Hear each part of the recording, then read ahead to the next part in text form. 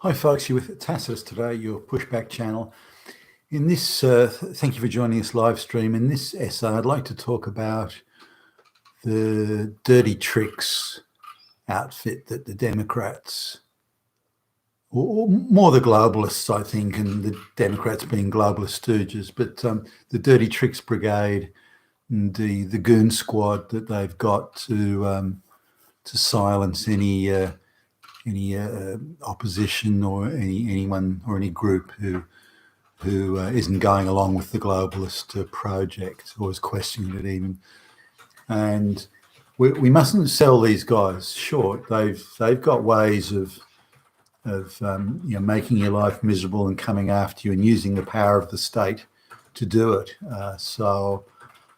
But just focusing on, and I saw this on Tucker Carlson, and Jesse Waters was sitting in for Tucker and was going through with former Trump administration operative Stephen Miller, was going through some of the things that happened with like the Steele dossier and other bits and pieces that are now coming out of the Durham investigation, which, while slow moving and before today at least, hadn't really put up much that was could be regarded as exciting.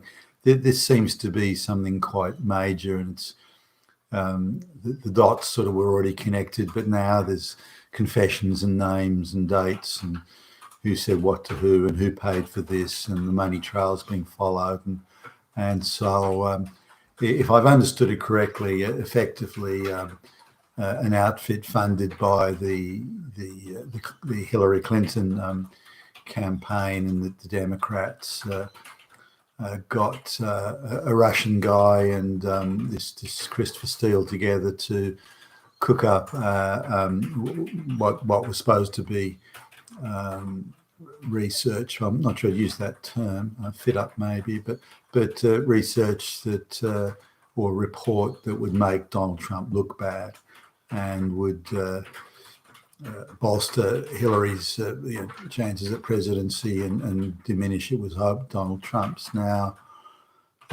it was eventually used not only by the entire Democrat administration, including, as I understand, people all around Obama, if not Obama himself, were in on this, the Justice Department and all sorts of other people. The entire deep state, or the globalist state as we can call it, was moving to hobble Trump, and in the event they couldn't stop him being elected, of making sure that his presidency, or at least the early part of it, where Trump and his people would be on the defensive and spending all their time and energy trying to put out these fake fires that the Democrats and using the deep state was doing. Now, you've got to sort of understand here that the Republicans controlled the House of Representatives, they controlled the Senate, and they controlled.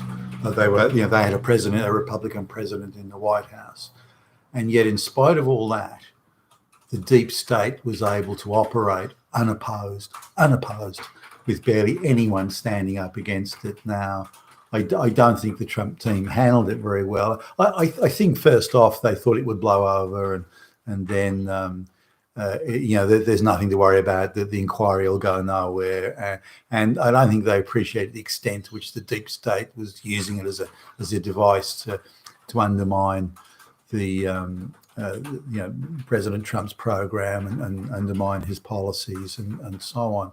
So.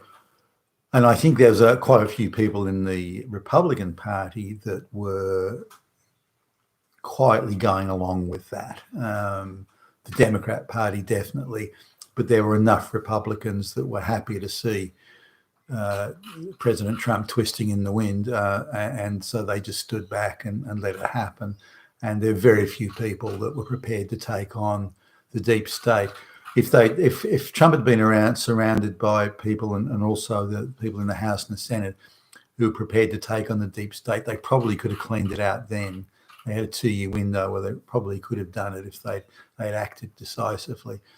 But instead, they let things drift, and particularly Attorney General Jeff Sessions was attempting to almost accommodate these attacks, and didn't seem to quite appreciate how vicious and widespread the deep state activity, the globalist activity was. So this Steele dossier, which if there'd been vigorous inquiry from moment one, not that partisan bullshit by Mueller, but if they'd been a vigorous independent inquiry from day one, they could have nailed all this and then gone after the people. Do you think if the Republicans had tried this on Obama or something, that would have been let lie, that the Obama administration would have gone after these people, the Attorney General would have gone after them straight away?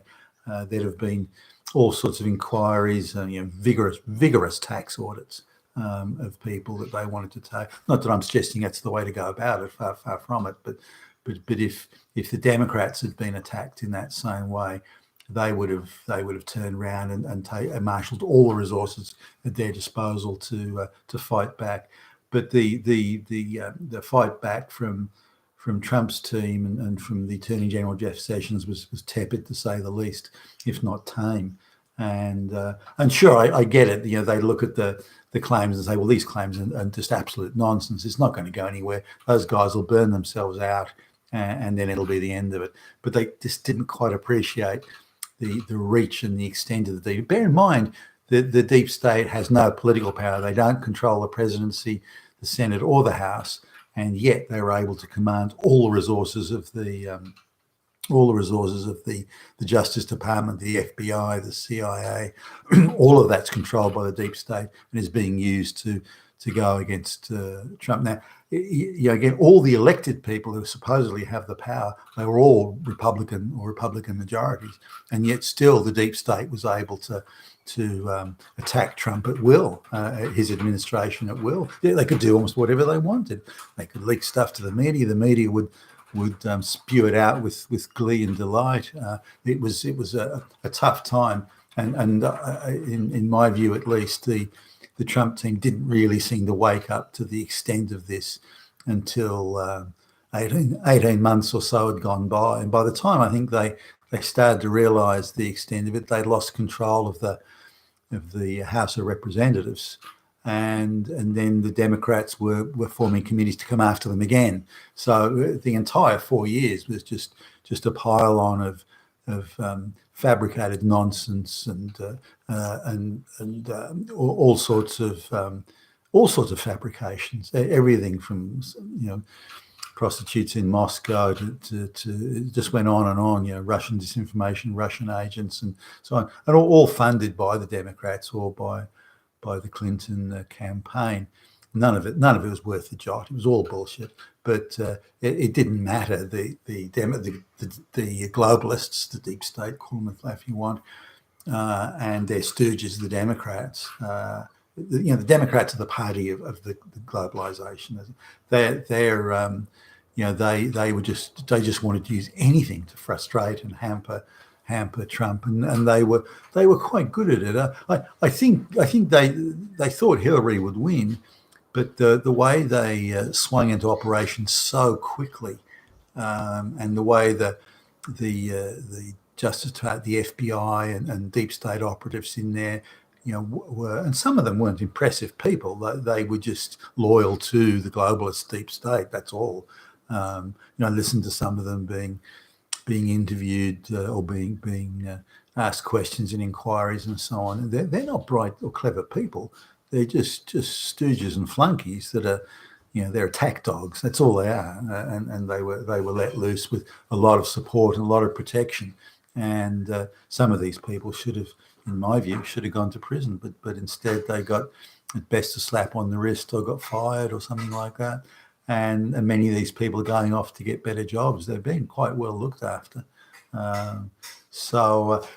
just on this dirty tricks thing, the penalties for this sort of stuff, for perverting the course of justice, because that's what it was, for fabricating reports and evidence, for falsifying judicial orders to do wiretaps and surveillance, all these sort of things. The extent the deep state went to, this has to be dealt with as an issue. Now I know that some people are going to be indicted by Durham, but again, the deep state and the globalists control the legal system, and they're going to make sure that a very tame, sympathetic judge hears the case. And I doubt any of these people see the inside of a jail cell. So there's really no penalty. So the deep state and the globalist, I think if someone else gets elected in the future that they don't like, they can just roll this playbook out again. Remember, they control the media, so they can largely get away with this, or think they can. So unless decisive action is taken within the law, then we're just going to see this happen again. And anyone, whether it's parents at school board meetings or a political candidate the globalists don't like, or anything that frustrates their program. For example, their program of convincing all white kids that they're evil and bad and should be filled with shame and guilt and that sort of stuff, or all this sort of thing. This is the globalist program. This is the globalist project. So anyone that opposes it or stands against it, they're gonna mobilise the power of the state, the Justice Department, to go and come after them. This we need to stop. It's a democratic rule of law state, not some fucking playground for the globalists. And we need to make sure that we're telling our politicians, hey, you go and stop. You are elected. You're elected to uphold the Constitution and uphold the laws, whether it's in the United States or Australia or elsewhere. And this sort of thing has to stop, and it's unacceptable in any democracy, any rule of law democracy. We need to make sure our politicians understand that. You've been with Tastos today, your Pushback channel. Thank you for listening.